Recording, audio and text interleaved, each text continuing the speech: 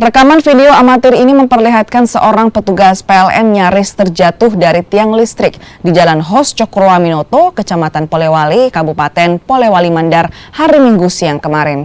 Rekan petugas tersebut langsung berupaya melakukan pertolongan dan evakuasi dari tiang listrik bertegangan tinggi. Kejadian ini terjadi ketika petugas PLN tersebut berusaha mengganti kabel listrik. Namun saat proses pengerjaan, besi dudukan kabel tempatnya berpijak tiba-tiba miring. Korban pun nyaris terjatuh. Beruntung tali pengamannya masih terpasang hingga tubuh korban tersangkut dengan posisi kepala di bawah. Karena dia bukan terkontak listrik, karena terapisnya yang bengkot, sikunya yang lembek dan tipis, makanya dia turun besinya ke bawah, dia tergantung.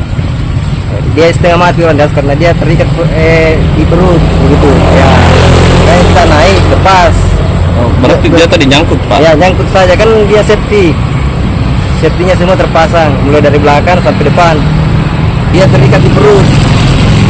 Makanya dia tidak bisa langsung goyang.